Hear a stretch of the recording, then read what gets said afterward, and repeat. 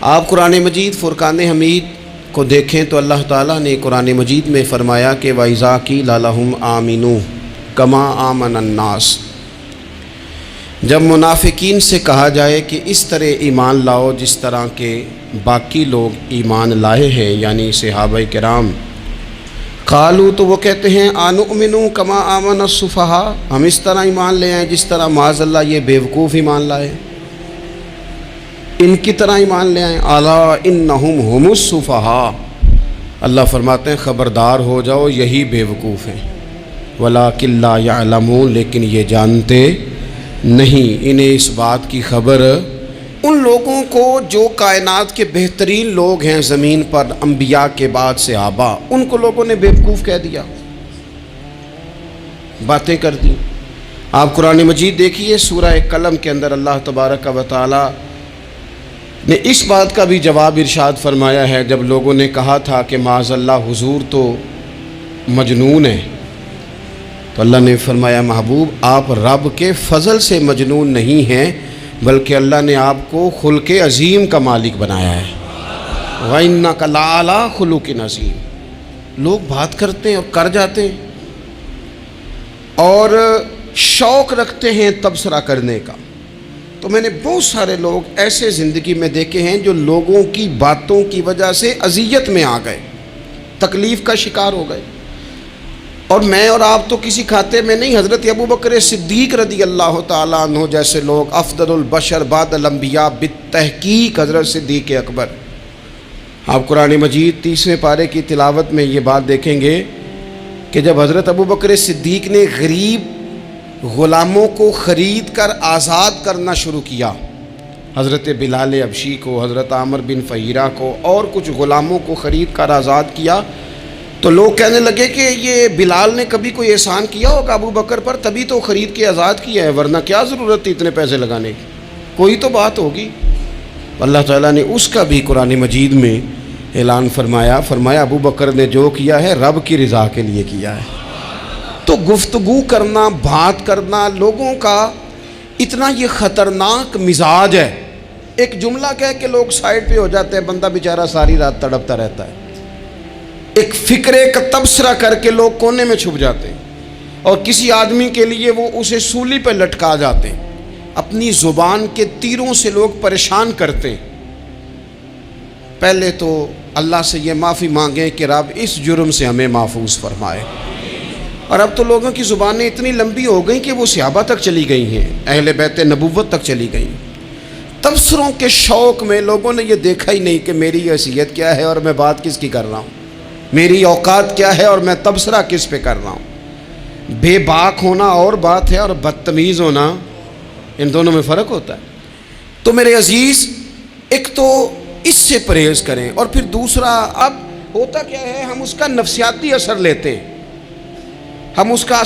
میں اکثر کہتا ہوں سارے لوگ ہی کانوں کے کچے ہوتے ہیں، کچھ تھوڑے زیادہ ہوتے ہیں، کچھ تھوڑے کم ہوتے ہیں، اور بعض لوگ کہتے ہیں اتنے لوگ فلانے بندے کی بات مانتے ہیں، تو میں نے کہا دنیا میں تو آج بھی کافر زیادہ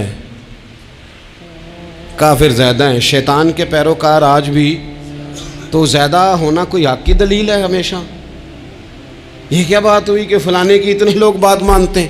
یہاں تو میں نے یہ دیکھا ہے اس معاشرے میں کہ جھوٹے سے جھوٹا آدمی، اس کے بھی فالوور ہوتے ہیں، دغے باز سے دغے باز بندہ، اس کے بھی گویوں کے فالوور، اداکاروں کے فالوور، فلانے کے فالوور۔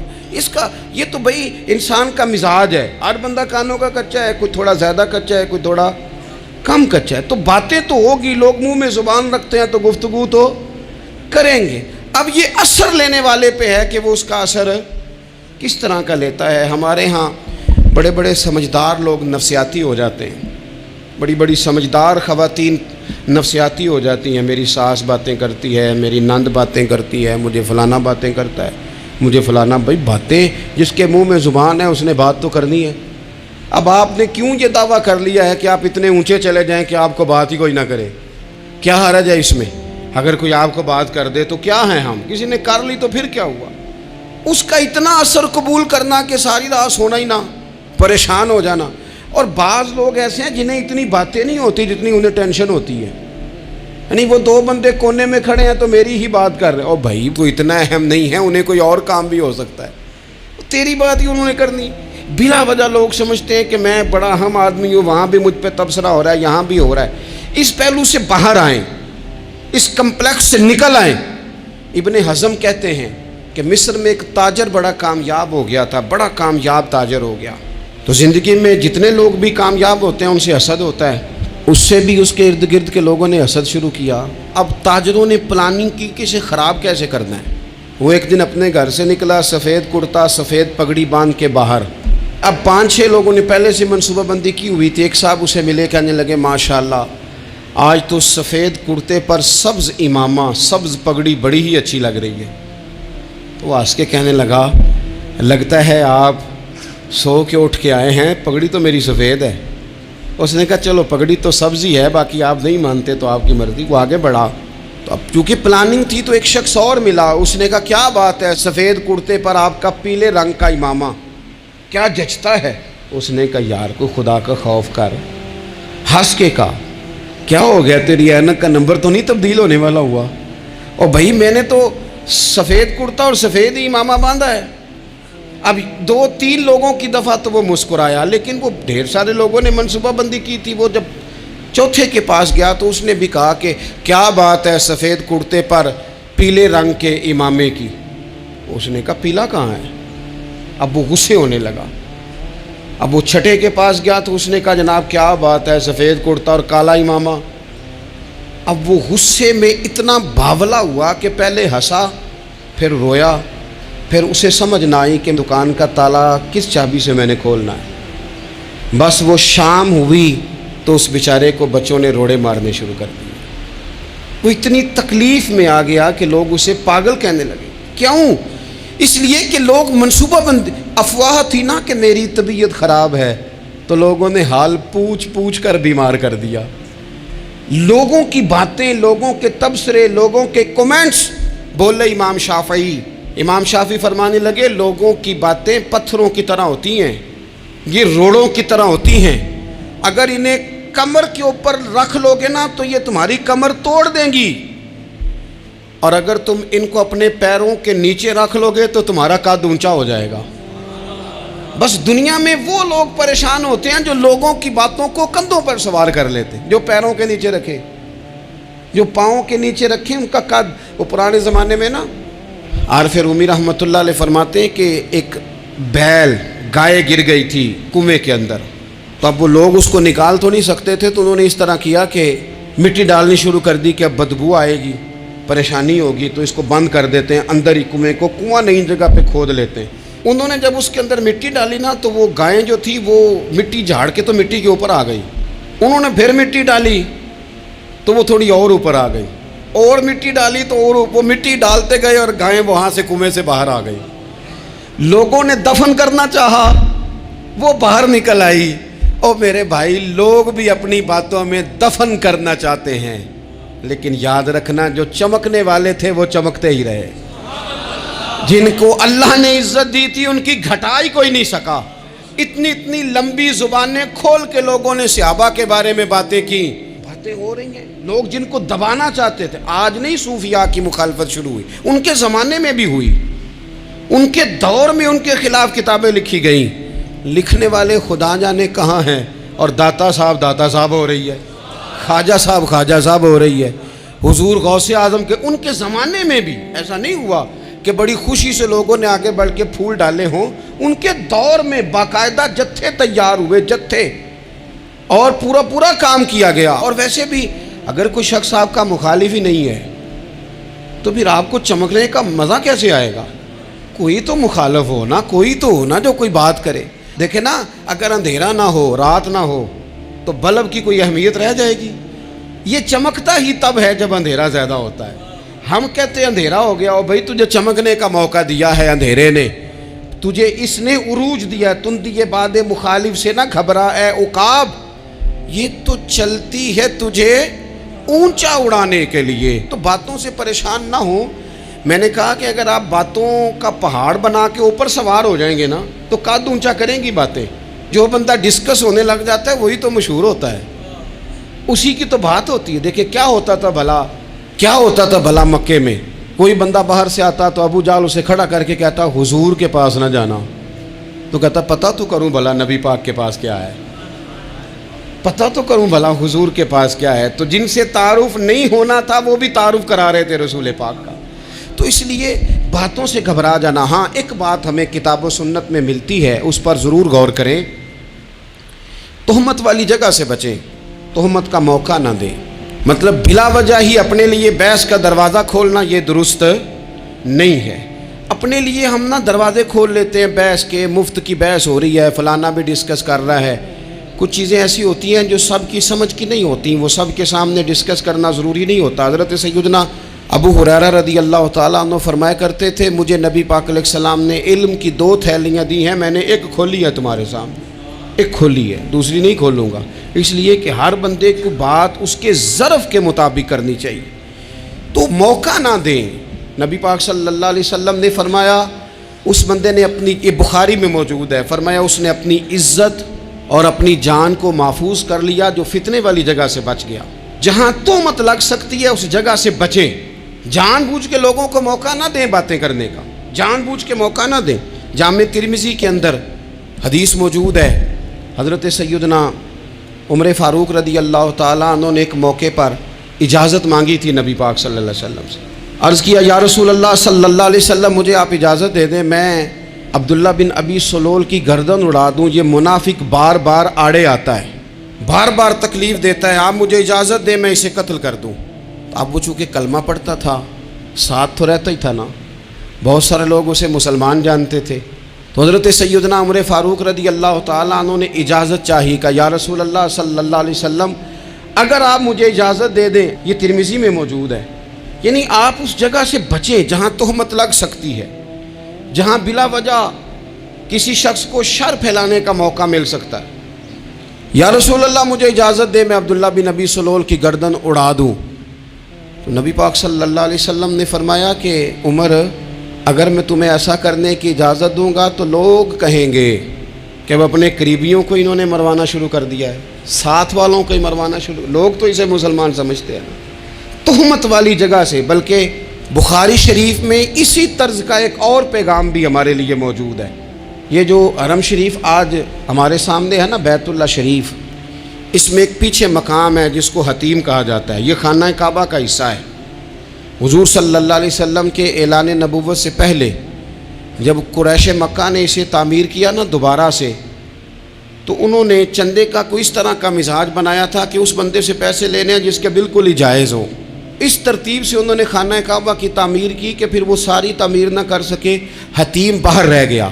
تو نبی پاک صلی اللہ علیہ وسلم نے ایک دن فرمایا, بخاری میں موجود ہے, حضور فرمانے لگے عائشہ اگر تمہاری قوم جاہلیت کے قریب نہ ہوتی, کیونکہ ابھی قریب جاہلیت چھوٹی ہے نا, ابھی لوگوں نے کلمہ پڑھنا شروع کیا ہے, فرمایا اگر یہ جاہلیت کے قریب نہ ہوتے تو میں کعبے کو انہی بنیادوں پر دوبارہ بنا دیتا جن بنیادوں پر حضرت ابراہیم علیہ السلام نے بنایا تھا. لیکن چونکہ یہ جاہلیت کے قریب ہیں, ان کی سمجھ میں چیز نہیں آئے گی, یہ شک میں پڑ جائیں گے, پریشان ہو جائیں گے, لہذا میں یہ کام نہیں کرتا. بہت ساری چیزیں ایسی ہیں کہ جن کی وجہ سے بعض سادہ لوگ ابہام کا شکار ہوتے ہیں. ابہام کا ہمارے علماء نے اس طرح کیا کہ بڑے طے کر کے عقائد کے عنوانات امت تک پہنچائے. ہر آدمی ہر شعبے کا اسپیشلسٹ نہیں ہوتا. بہت سارے لوگ باتیں مریض کے سامنے کرنے والی نہیں ہوتی, وہ صرف لواحقین کو بتانے والی ہوتی. پھر کچھ لوگ اور آئے جنہوں نے کہا کہ ہم تو ایفیشنسی دکھائیں گے, کچھ خاص ہر بات کھول کر لوگوں کے سامنے رکھیں گے. تو اس کا نقصان پھر یہ ہوتا ہے کہ سادہ لوگ مشکلات کا شکار ہوتے ہیں. وہ پھر جب کہتے ہیں ہر چیز ڈسکس کر لینی چاہیے تو پھر باتیں دور نکل جاتی ہیں. پھر لوگوں نے انبیاء کرام علیہم السلام کی اجتہادی خطاؤں کو ڈسکس کرنا شروع کیا. ربنا ظلمنا انفسنا, اگر حضرت آدم یہ لفظ کہیں تو ان کے لیے تو ٹھیک ہے, لیکن اگر کوئی غلام اور امتی اور بیٹا اٹھ کے یہ لفظ کہے تو اس کے لیے ٹھیک نہیں ہے. تو میرے عزیز ایسے کام نہ کریں جس کی وجہ سے بلا وجہ بحث کا. ہمارے یہاں کچھ لوگوں کو شوق ہے خبروں میں رہنے کا, وہ ایسی باتیں چھیڑتے ہیں جن سے نہ وہ خبروں میں رہ سکیں. میں نے دیکھا ہے وہ کہتے ہیں جی میں نے کوئی انوکھی بات کرنی ہے. بھئی انوکھی بات کرنے سے بندہ مشہور تو ہو جاتا ہے. ہمارے زمانے میں مشہور ہی وہ ہوتا ہے جو دوسروں سے ذرا ہٹ کے بات کرے, انوکھی کرے. وہ ہمارے لطیفہ لکھا ہے نا, ایک اہل عرب کا, ایک ہجا نام کا عربی کا ایک لطائف سنانے والا شاعر ہے, تو وہ کہتا ہے کہ ایک شخص نے ایک دفعہ کہہ دیا تھا گدھا کھانا جائز ہے. بڑے بڑے علماء اس کے گھر چلے گئے کہ بھئی کوئی دلیل, کوئی جزیہ, کوئی کہاں سے, کوئی کتاب, کوئی حوالہ, کوئی شے. اس نے کہا روز آؤ گے ایک ایک بندے کو بتاؤں گا, کٹھا اسٹیج لگاؤ, ایک کی دفعہ حوالے دیتا ہوں, روز نہیں دیے جاتے. وہ اسٹیج لگ گیا, دنیا جمع ہو گئی, جنہوں نے کبھی ٹائم نہیں نکالنا. تو یہ ذرا انوکھی بات جو کر رہا تھا, تو سارے لوگ آ گئے. تو وہ اسٹیج پہ چڑھا تو کہنے لگا مجھے جانتا کوئی نہیں تھا. چلو اب بدنام جو ہوں گے تو کیا نام نہ ہوگا. اب قیامت تک کہو گے تو صحیح نا, وہ اس مولوی دے گھر جنہیں ایک بار آکھیا نہیں سی گدا کھانا جائز ہے, چلو بدنام جو ہوں گے تو کیا. تو بہت سارے ایسے لوگ ہیں جو ہیں بدنام, پر چلو نام تو ہو گیا نا. بدنامی صحیح, شرارت صحیح, شیطانیت صحیح, لیکن نام تو ہو گیا. تو اس لیے کوئی ایسا انوکھا کام جس سے لوگوں کی, میں آپ سے بڑی گزارش سے عرض کروں, اعلیٰ حضرت بریلوی رحمۃ اللہ علیہ نا لالٹین کے اندر مٹی کا تیل جلایا جاتا ہے ہمارے ہاں. تو مٹی کا تیل ظاہر ہے اس سے بدبو آتی ہے, تو مسجد میں وہ جلانا جائز نہیں تھا. تو ایک صاحب ارنڈی کا تیل لائے, وہ خوشبو والا ہوتا ہے. وہ لا کے انہوں نے نا اعلیٰ حضرت بریلوی رحمۃ اللہ علیہ کو لالٹین میں ڈال کے دیا اور کہا کہ یہ مسجد میں اس کو جلاتے ہیں چونکہ اس کے اندر سے خوشبو آتی ہے, بدبو نہیں آتی. تو وہ جو شرعی عذر ہے نا, حضور نے فرمایا کہ جمعے والے دن غسل کر کے آؤ تاکہ کسی کے پسینے سے ایک دوسرے کو تکلیف نہ ہو. کچا لہسن پیاز کھا کے مسجد آنا اس لیے منع کر دیا گیا کہ منہ کی بدبو سے تکلیف ہو. تو مسجد میں کوئی ایسی چیز جو بدبو کا باعث بنے منع ہے. اب انہوں نے وہ تیل لا کے لالٹین میں ڈالا جس سے خوشبو آتی تھی اور لالٹین بھی روشن ہوتی تھی. تو اعلیٰ حضرت فاضل بریلوی رحمۃ اللہ علیہ اپنے اس خادم سے فرمانے لگے کہ اب لوگ تو آئیں گے نا, تو ہمارے علاقے میں تو ساری دنیا مٹی کے تیل سے ہی چلاتی ہے, تو اب آپ نے ایک خوشبو والا تیل لا کے ڈال تو دیا ہے اس کے اندر لالٹین میں, پر یہ لوگوں کو بتائے گا کون کہ یہ تیل وہ نہیں ہے. لوگ تو یہاں سے دیکھ کے جائیں گے اور جا کے کہیں گے کہ اتنے بڑے عالم کی مسجد میں اگر جل رہا ہے تو ہم کیوں نہ جلائیں. تو فرمانے لگے وہ شخص کے حضور پھر حال کیا ہے. فرمانے لگے آپ فرضوں کا سلام پھیر کے دعا سے پہلے لالٹین کے پاس کھڑے ہو جائیں اور جو بندہ گزرے اسے بتاتے جائیں کہ یہ مٹی کا تیل نہیں, یہ مٹی کا تیل نہیں, یہ مٹی کا تیل. ہر شخص کے ذہن تک بات اتر جائے تاکہ لوگ کسی ایسی چیز کا شکار نہ ہو جائیں جس سے کہ ان کے مزاج میں کوئی غیر شرعی چیز عروج پکڑ لے. تو میرے عزیز, ہم نہ کچھ بدگمانیاں لوگوں کے اندر لوگ ڈالتے ہیں. ہمارے ہاں بالخصوص پاکستان میں جب سے سیاسی فرقہ واریت شروع ہوئی ہے, سیاسی, ہماری قوم کا مزاج اتنی بری طرح خراب کیا گیا ہے. ہمارے نوجوان بچے جو بڑے سنجیدہ پڑھے لکھے, ان کی گفتگو اپنے سیاسی مخالف کے بارے میں اتنی لوز کر دی گئی ہے, اتنی کمزور کر دی گئی, اتنی خوفناک کر دی گئی ہے کہ اس طرح تو کبھی نہیں ہوا تھا. یہ مزاج جو لوگوں کو دیا جا رہا ہے, قومیں اپنے اخلاق کے طور پر زندہ رہتی ہیں. بد اخلاقیاں کبھی بھی انسانوں کو اونچا کر سکتی, پیچھے رہ جاتے ہیں لوگ. تہذیب کسی سوسائٹی کا حسن ہوتا ہے, اور اگر ایک سیاسی مخالف کے لیے آپ کا یہ والا مزاج بن جائے, اپنے سیاسی قد کو اونچا کرنے کے لیے آپ ان چیزوں کا سہارا لیں, یہ درست نہیں ہے. اخلاقی رویے میں کہوں گا کسی بھی سیاسی جماعت سے وابستگی ہے وہ 100% رکھے جو اس کی سمجھ میں آتی ہے, لیکن اپنے اخلاقی مزاج کو کبھی کمزور نہ ہونے دے, اخلاقی رویہ کبھی کمزور نہ ہونے دے. یہ کیسے ہو سکتا ہے؟ دیکھیں ابو جہل, ابو لہب, عتبہ, عتیبہ, شیبہ, وہ وہی باتیں کر سکتے تھے جو ان کے مزاج کی تھیں, جو آج تک لوگ کسی بھی دیندار کے بارے میں کرتے ہیں. تو انہوں نے وہی باتیں آ کے کی تھی جناب ابو طالب کے ساتھ. انہوں نے کہا تھا کہ اگر معاذ اللہ ان کو دولت چاہیے تو ہم دیتے ہیں. بڑے سے بڑے مخلص آدمی پر آج لوگ دعویٰ نہیں کرتے کہ دولت کے لیے لگا ہوا ہے. انہوں نے کہا دولت چاہیے تو دیتے ہیں, اگر کسی خاتون سے نکاح کرنا چاہتے ہیں تو کرا دیتے ہیں, سرداری چاہیے تو دے دیتے ہیں. اب یہ سوچ ہی اتنی ہے, اس سے آگے جاتی نہیں. وہ معاذ اللہ حضور کے بارے میں اور بھی باتیں کرتے, یہ شاعر ہیں, یہ جادوگر ہیں, یہ فلاں ہیں. لیکن میرے نبی پاک علیہ الصلوۃ والسلام نے کبھی بھی ان کی ذاتی زندگی کو ڈسکس نہیں کیا, کبھی نہیں کیا. ابو جہل شراب پیتا تھا، لیکن حضور نے کبھی سوسائٹی میں یہ بات لوگوں کے سامنے بیان نہیں کی. وہ لوگوں کے پیسے دبا لیتا تھا، کئی جگہوں پہ حضور نے پیسے نکلوا کے دیے، لیکن جگہ جگہ گلی گلی کھڑے ہو کے حضور نے یہ نہیں فرمایا کہ یہ اس طرح کا ہے. آپ اپنے مخالفین کے بارے میں ضرور کلیم کریں، ثبوت کے ساتھ ضرور بات کریں، یہ ضروری ہے، لیکن آپ کا رویہ اتنا گھرا ہوا نہیں ہونا چاہیے کہ لوگ سمجھیں کہ یہ قوم تو اخلاق سے ہٹ گئی ہے. آپ اختلاف کریں، لیکن اختلاف کے بھی آداب ہوتے ہیں. اس ادب کے دائرے کے اندر رہ کے صحابہ کے بیچ بھی رائے کا اختلاف ہو جاتا تھا، ہو جاتا ہے، ہو جایا کرتا ہے. حضور اس اختلاف کو قبول کرتے، بھئی ہو جاتا ہے رائے کا اختلاف اپنوں میں، لیکن اس کے اندر انسان توہین پہ اتر آئے، اس کا لہجہ اس طرح کا ہو جائے جس طرح کی بازاری گفتگو کی جاتی ہے، تو محسوس ہوتا ہے کہ یہ تربیت کا فقدان ہے.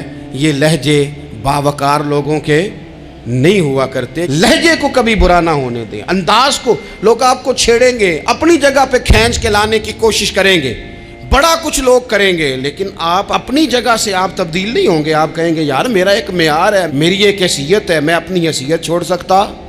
میں اپنی حیثیت نہیں چھوڑ سکتا. ہر بندے کو آپ ڈسکس کریں گے. تو تہمت والی جگہ سے ضرور بچیں، بدگمانی سے ضرور بچیں، لیکن ہر شخص کو اس کے معیار کے مطابق اتر کا جواب دینا یہ باوقار لوگوں کا سٹیٹس نہیں ہوتا. وہ کہتے ہیں جا بات کر، جا کے تو کون ہوتا ہے تیری بات کرے، اب ہم ہر شخص کے منہ لگیں، یہ کیسے ہو سکتا ہے؟ نبی پاک صلی اللہ علیہ وسلم گزر رہے تھے، صحیح بخاری میں موجود ہے. آپ کی اہلیہ حضرت صفیہ رضی اللہ تعالیٰ عنہ آپ کے ساتھ تھیں. رات کا وقت تھا، حضور گزر رہے تھے، تو صحابہ کچھ کھڑے تھے، تو حضور نے ایک کو بلا کے کہا کہ یہ میری بیوی ہیں، صفیہ ہیں. عرض کرنے لگے حضور مجھے میری ماں روئے، میں کوئی آپ کے بارے میں بدگمانی کرتا؟ تو حضور نے جواب میں کیا کہا؟ محبوب فرمانے لگے جس طرح رگوں میں خون گردش کرتا ہے نا، شیطان بھی اسی طرح ہی گردش کرتا ہے. گویا حضور بتا رہے ہیں کسی وقت بھی بدگمانی پیدا کر دیتا ہے. میں تمہیں بتا رہا ہوں کہ اپنی اہلیہ کے ساتھ جا رہا ہوں، میری بیوی ہے. کوشش کریں کہ آپ اس جگہ سے بچیں جہاں باتیں ہو رہی ہوں. اور اس پہلو پہ تیسری گزارش اس عنوان پر یہ ہے کہ اگر کسی کے بارے میں باتیں ہو رہی ہوں تو فٹافٹ اس کا حصہ بننے کی کوشش نہ کریں، بلکہ آپ کے پاس جب تک کوئی شرعی ثبوت نہیں ہے تب تک آپ اس بات کا حصہ نہ بنیں. ہمارے ہاں بات ہو رہی ہوتی ہے تو دو چار بندے دوڑ کے نا اپنا بھی حصہ ڈالتے ہیں، بلکہ میں بڑی ذمہ داری سے یہ بات عرض کروں گا، بات لمبی ہوتی تب ہے جب کوئی بندہ درمیان میں کہہ دیتا ہے نا نہیں تجھے تو تھوڑا پتہ ہے، تھوڑا میں بھی کرتا ہوں. وہ کئی دفعہ وعدہ معاف گواہ بن جاتا ہے، جا کے دوسروں کو خبر کرتا ہے اس نے یہ کہا ہے. حالانکہ بندہ اس سے پوچھے کہ اگر انہوں نے کہا تھا تو اتنا سجن تھا تو وہاں جواب دے کے کیوں نہیں آیا؟ تجھے چاہیے تھا وہیں جواب دیتا، وہیں جا کے جواب دے دیتا. ایک بزرگ کی خدمت میں ایک دفعہ حاضر تھا، ایک بڑے عالم تھے، تو ان کے پاس آ کے ایک شخص نے کہا کہ فلاں آدمی آپ کے بارے میں یہ بات کر رہا تھا. تو وہ ہنس پڑے، فرمانے لگے پھر آپ کہاں تھے؟ کہنے لگے میں وہیں تھا. فرمانے لگے میرا اور آپ کا رشتہ کس طرح کا ہے؟ کہنے لگا جی میں تو شاگرد ہوں، ارادت مند ہوں. تو فرمانے لگے پھر آپ میرے پاس سوال لے کے آ گئے ہیں، آپ نے وہاں جواب کوئی نہیں دیا. فرمانے لگے اب تو میرے سامنے بیٹھ، پہلے اس سوال کا جواب میں تجھے دوں، پہلے تجھے قائل کروں. اگر تو قائل ہوتا نا تو پھر تو یہ بات لے کے میرے پاس نہ آتا، پھر تو وہاں تو کلیئر کر آتا. تیرے اندر کجی ہے، تو بات کا حصہ بنا ہے، اور میرے نزدیک اس سے بڑا تو مجرم ہے کہ تو نے بات کو سنا ہے. وہ تو کوئی ہے اور تو اپنا تھا، تو نے اپنا ہو کے یہ باتیں سنی، تو نے ہاں کی، تو وہاں بیٹھا رہا، تو اپنا تھا. اور حضور نے فرمایا محبت تو بندے کو اندھا بہرا اور گونگا کر دیتی ہے. جو کسے دا عاشق ہوئے ہوتے گل اسے دی کردا ہے، 100 مکر بہانے کر کے او دے ہی مرنے مردا ہے. تو نے سن کیسے لی؟ تیرے کانوں نے گوارا کیا؟ پہلے تو مطمئن ہو نا. تو اگر مطمئن ہوتا تو بات آگے وہیں جواب دے کے آتا. جب تو ہی غیر مطمئن ہے تو میں کسی اور کو کیا جواب دوں؟ تو مدد کریں اپنے بھائی کی اس معاملے میں کہ اگر آپ کلیئر ہیں تو پھر آپ اسے وہیں کلیئر کریں. کہیں یار میری بات سن، یہاں تک تو بات ٹھیک ہے، اس بات کا میں گواہ ہوں، یہ ہو سکتی نہیں. اور نبی پاک کا یہ طریقہ ہے. مسند امام احمد بن حنبل میں حدیث موجود ہے، حضرت عبداللہ ابن مسعود رضی اللہ تعالیٰ عنہ، کمال آدمی حضرت عبداللہ ابن مسعود. حضور نے فرمایا عبداللہ ابن مسعود سے قرآن سیکھا کرو، یہ اسی طرح پڑھتے ہیں جس طرح میرے اوپر نازل ہوا تھا. حضرت عبداللہ ابن مسعود کو نبی پاک علیہ السلام نے فرمایا درخت پہ چڑھ کے ذرا میرے لیے مسواک تو اتار دو۔ حضرت عبداللہ ابن مسعود کی پنڈلیاں پتلی پتلی تھی، ٹانگیں پتلی تھیں، وہ درخت پہ چڑھے، ہوا چلی تو کپڑا تھوڑا ہٹ گیا تو بعض لوگ ان کی پتلی پنڈلیوں کا مذاق اڑانے لگے، معاذ اللہ، دیکھو کیسی باریک باریک پنڈلیاں ہیں، کیا انداز ہے۔ اب حضور بیٹھے ہیں نا، تو انہوں نے جو بات کی تھی وہ بات بھی درست تھی، پنڈلیاں واقعی پتلی تھیں، اور کوئی بھی اس انداز میں دیکھتا تو شاید مسکراتا۔ جب انہوں نے کہا نا دیکھو پتلی پنڈلیاں، تو حضور نے ہمارے لیے طریقہ کیا چھوڑا، ہمارے لیے سیرت کیا چھوڑی۔ حضور سید عالم فوراً ارشاد فرمانے لگے، نبی پاک فرمانے لگے چپ کرو، تم میرے عبداللہ کی پنڈلیوں کو پتلا پتلا کہہ رہے ہو نا، قیامت کے دن جب میزان لگے گا اور ان پنڈلیوں کا تمہیں وزن پتہ چلے گا، پھر پتہ چلے گا میرے عبداللہ کی شان کیا ہے۔ یہ بڑی وزنی پنڈلیاں ہوں گی، جب ان کا میزان پر وزن تلے تو آپ دفاع کریں۔ نبی پاک صلی اللہ علیہ وسلم نے فرمایا اگر کسی جگہ تیرے بھائی کی عزت پر حملہ ہو رہا تھا اور تو بچانے پر قادر تھا اور تو نے اس کی عزت سے اس شر کو روک دیا، کہا نہیں یار ایسی بات نہیں ہے، تم غلط کہہ رہے ہو۔ فرمایا اگر تم کسی کی عزت کا دفاع کرو گے تو فرمایا جہاں تمہاری عزت خراب کی جا رہی ہوگی رب وہاں تمہاری عزت کا دفاع فرمائے گا، اللہ تمہاری عزت کا محافظ بن جائے گا۔ لیکن ہم کیا کرتے ہیں، ہم لوگ باتیں کر رہے ہوتے ہیں تو ہم ان باتوں میں ایک بات اور شامل کرتے ہیں، ہم ان باتوں میں ایک بات اور شامل کر لیتے ہیں اور انداز اختیار کر لیتے ہیں، اور جو آپ کے حق میں ہے اس نے مخالف نہیں ہونا، اور جو مخالف ہے اس نے کبھی حق میں چھوڑیں۔ آپ کس کو قائل کر رہے ہیں، جس کی سمجھ میں آتی ہے وہ قبول کرے، نہیں آتی تو دروازہ کھلا ہے، کہیں اور تشریف لے جائے۔ ہمارا یہ مزاج بن گیا کہ بلا وجہ کی وضاحتیں بھی بندے کو کمزور کرتی ہیں، بلا وجہ ہم کمزور پڑ جاتے ہیں، تھوڑے بے نیاز ہو جائیں، چھوڑیں کچھ بے نیاز بنے، طبیعت کوئی بے نیاز، ہم نہ بے نیاز نہیں ہوتے، ہر بات کو سوچتے ہیں، ہر بات کی وہ جی وہ فلانے نے پتہ کیا کہا ہے، تو بڑی معذرت سے بالخصوص خواتین کا مسئلہ ہوتا ہے، وہ کہتے ہیں پوری دسو، نہیں دسو نے آخیا کی، بھئی آپ نے کیا کرنا ہے، اس کے لیے پھانسی کا حکم لگانا ہے، آپ نے چھوڑ دیں، بات ہو گئی ختم ہو گئی۔ اپنی زندگی میں تھوڑی سی بے نیازی بھی پیدا کریں، تھوڑی سی بے نیازی، ہر ایک کی بات سننا، ہر ایک کی بات پر غور کرنا، ہر بندے پر تبصرہ شروع کر دینا، وہ تو تکلیف آ جائے گی۔ وہیں سے جہاں سے بات شروع کی تھی پھر وہیں لاتا ہوں کہ باتوں کا اثر لیں لیکن صرف خیر کی باتوں کا اثر لیں، لیکن صرف اچھے لوگوں کی باتوں کا، ہر ایک کی بات کا اثر لوگے لوگ دو قدم نہیں چلنے دیں گے۔ اور دوسرا میں آپ کو بڑی ذمہ داری سے عرض کرتا ہوں، ہم ویژن والے لوگ ہیں، ہماری 1400 سال کی تاریخ ہے، ہم ویژن والے لوگ ہیں۔ یہ نہیں ہے کہ ادھر ایک بندہ آیا تو تھوڑی سی ہم اس کے پیچھے چلے جائیں گے، پھر کل ایک اور آئے گا تو تھوڑا سا اس کے پیچھے چلے جائیں گے۔ یہ تو وہ لوگ ہوتے ہیں جن کے پیچھے بنیاد نہیں ہوتی، اور جن کی پوری بنیادیں ہونا وقت زیادہ ہو گیا، ورنہ میں آپ کو اپنی سند پڑھ کے بتاتا کہ ہماری سند امام بخاری تک کیسے جاتی ہے اور امام بخاری کی رسول پاک تک کیسے جاتی ہے۔ یہ تو ایک تسلسل ہے، تو اس لیے بڑی جلدی آزمائش کا شکار نہ ہوا کریں۔ باتیں کس لیے ہیں، جو بندہ ویلا ہے اس نے بھی 4 باتیں تو ہر بات کا اثر نہ لیں۔ بالخصوص جوانوں سے کہتا ہوں، ٹارگٹ اچیو کرنے کے لیے سب سے پہلے تو مقاصد کا تعین کرے جانا کے دور، پھر اس پہ لگ پڑے۔ باتیں ہوتی رہیں گی لیکن باتوں کو پشت پہ سوار نہیں کرنا، باتوں کو پاؤں کے نیچے رکھنا ہے، قد اونچا ہو جائے گا، قد اونچا ہو جائے گا۔ پشت پہ سوار کرو گے تو گردن ٹیڑھی کر دیں گے، آپ بس بڑھتے جائیں۔ گھوڑا جب دوڑتا ہے نا، دوڑتا ہے تو اس کے پیروں کو جھاڑیاں لگتی ہیں، لیکن اگر دوڑتا رہے تو کوئی جھاڑی کہیں رہ جاتی ہے، کوئی کہیں رہ جاتی ہے۔ باقی مخلوق کرتی ہے باتیں، وہ کرتی رہے گی، آپ آگے بڑھیں، سفر کرتے رہیں۔ سفر بہت سارے باتیں کرنے والے وہیں رہ جاتے ہیں اور کام کرنے والے کہیں کے کہیں پہنچ جاتے ہیں۔ باتیں کرنے والوں میں سے نہ ہوں، کام کرنے والوں میں سے ہوں۔